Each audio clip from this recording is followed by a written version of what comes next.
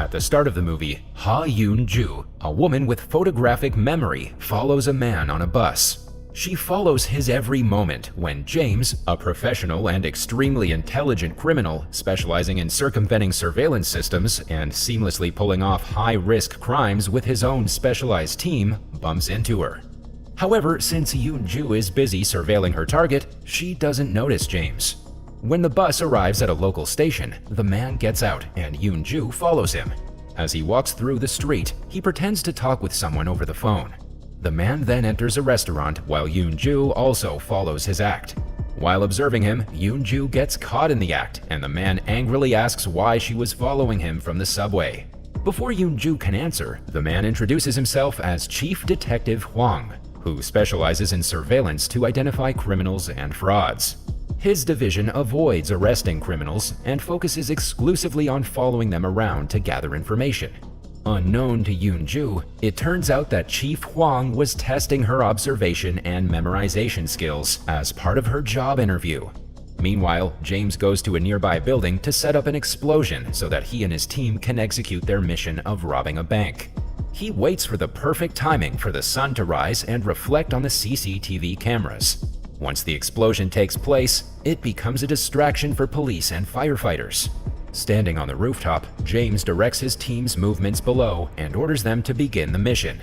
His team nearly gets caught when one of the men becomes greedy and decides to rob more money than planned. Once the robbers complete their mission, they immediately drive away as police chase behind them. Another accomplice, who's a truck driver, clashes with police cars, helping his friends to flee away, and also manages to escape the scene himself. Back in the restaurant, Chief Hwang asks Yoon-ju to detail everything she noticed and memorized while she was observing him. Given her photographic memory, Yoon-ju neatly elaborates on everything that she saw from the bus to the restaurant, but pauses when the chief asks about the newspaper he was carrying. Yoon-ju tries her best to remember what happened after the chief dropped his newspaper, but cannot seem to retrieve the memory.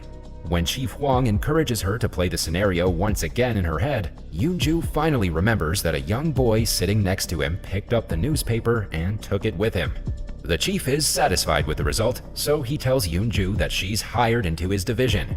Later that night, the robbers are distributing their share of the money when James arrives at the scene and brutally injures the greedy man who nearly got them caught. He burns the van that his men used for the robbery to leave no trace for police investigation. Picking up his share, James then heads to his boss's place. Back at his division, Chief Hwang learns that the robbery was so perfectly executed that they didn't leave any trace behind. He orders his staff to look through every CCTV footage in the area, but to no avail. Even if they find suspects, they can't clearly identify any of the robbers due to their masks and their efficiency in robbing the bank. At his boss's place, James gets orders for his next mission to rob important files from an accounting corporation. In the meantime, Chief Hwang and his team finally spot the truck driver in a corner store near the bank.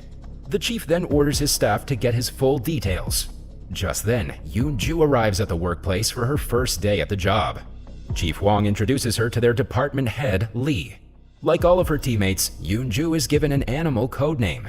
And while her preferences run towards the noble-sounding reindeer, Chief Hwang wants her to take the name Piglet. Next, Chief Hwang introduces her to the surveillance team, each having their code names as Sloth, Monkey, Mole, Viper, Parrot, Ostrich, and Squirrel. After the briefing, the team soon goes undercover to chase the truck guy, who they nickname Hippo. While on a van, Chief Hwang puts on alternating small-scale maps of the different regions in Seoul so that he always has a bird's-eye view of where his officers are at all times. Next, each of the members goes on in their assigned directions, acting as normal people, while Chief Hwang is on where he needs to be, in his constantly moving van set up for his purposes, and helps wrangle his officers so things run as smoothly as possible. In his apartment, James plans for his next mission to steal important accounting files from an accounting company. James's signature move is that he doesn't directly involve himself in the action, preferring to plan everything out with mathematical precision so that he can watch the events unfold from various rooftop perches. On the other hand, Chief Hwang and his officers spend several weeks wandering around the city streets, tagging after people who match Hippo's physical description. Meanwhile, James and his men manage to complete their second mission. While packing his equipment on a rooftop, James notices a man photographing him from a building nearby. Scared of being caught, he immediately goes to the building to find the man and mercilessly kills him with a knife. Elsewhere, Department Head Lee gets a call from her superior about the robbery in the accounting firm. She then lashes out at the chief for not finding any information on the first case, let alone investigating the second one. One night, while going undercover, Yoon-ju notices a group of men bullying a poor family for their money. The men threaten to kill each of the members. As an officer herself, Yoon-ju cannot tolerate the bullying, so she intervenes in the situation. After managing to fight off 2 men, she's held back by the third one. Thankfully, Chief Hwang arrives at the scene and rescues her. Later, he scolds Yoon-ju, explaining that as a surveillance officer, it's not their duty to intervene directly in a case, even if it means leaving people to die. Their only duty is to track targets with their eyes and feet. Meanwhile, James wishes to quit his line of work, so he refuses to take any mission from his boss. The boss responds by sending a man to kill James, whom he successfully defends against the country. At her office desk, Yoon-ju realizes that they've been tracking Hippo in the wrong areas. She then informs the chief about it, and the officers immediately go undercover to look for Hippo. Not long after, Yoon-ju spots him and follows him, only to be distracted by a disaster that ensued in a local shop. However, she gets a hold of him in an apartment nearby and follows after. After confirming Hippo's apartment room, Chief Hwang assigns Squirrel to put hidden cameras outside Hippo's apartment, which he successfully does. In the following scene, James heads his next and final mission: to infiltrate the server room of the stock exchange and plant software, as requested by a mysterious broker. He manages to get the IP address of the stock exchange and conveys the plan to his right-hand man. Chief Hwang and his officers monitor Hippo's behaviors and patiently wait for any lead they could get from him about the bank robbery case. The chief is then called upon by Department Head Lee to investigate the crime scene where James had murdered the photographer. Reaching the photographer's apartment, the chief realizes that the photographer was just a liability, killed for mistakenly infiltrating James's second mission. He notes that James is the leader who watches his men perform the work from the rooftop. One night, Yoon-ju and Chief Hwang rummage through Hippo's garbage to look for any clue. They find torn pieces of Sudoku, but the numbers are all wrong. After scanning through the computers, the officers discover that the numbers are actually the IP address for the stock exchange. The following day, the officers follow Hippo and find out that he's meeting with his fellow robbers to discuss the next mission. Squirrel manages to photograph them and hack their comms, getting the identities of all 6 criminals except their leader, James. Through their comms, Department Head Lee and the others back in the office track down James's location, and Chief Hwang and Yoon-ju immediately follow him. James reaches the rooftop of a building while his men drive towards the stock exchange for the heist. Suddenly, he notices Chief Hwang's officers waiting to arrest his men. James hurriedly calls his men and orders them to abort the mission. He then runs down the stairs where Chief Hwang and Yoon-ju are waiting for him. With no option left, James smashes a window with a fire extinguisher and jumps out of it, managing to escape the officers. Meanwhile, James's men are caught in a firefight between them and police officers. 2 of them end up dead while the others get arrested. Next, Department Head Lee and her team tracks down James's phone location and convey the message to the chief and Yoon-ju. The 2 go after the leader but still cannot get his proper sight. Yoon-ju finally gets a closer view of James when he follows him through an alley. The latter, however, identifies the undercover officers and runs away. Later, in the street, Yoon-ju once again gets a glimpse of James and Squirrel, who is undercover as traffic police, and says that he'll try to get James's ID. Squirrel then approaches him and asks for an ID.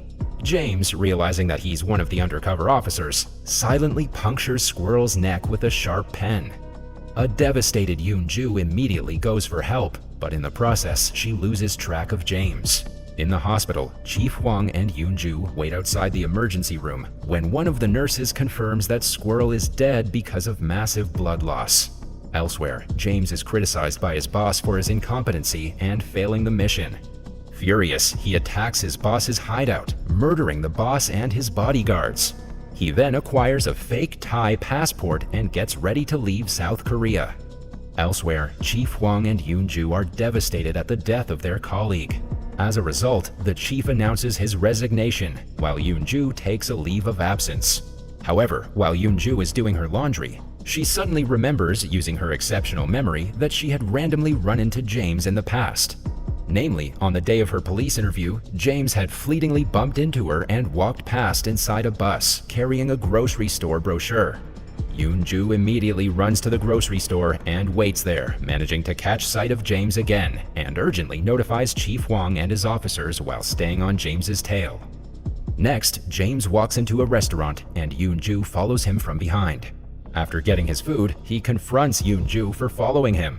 The officer acts normal and refuses this statement, while also managing to send a text to her chief.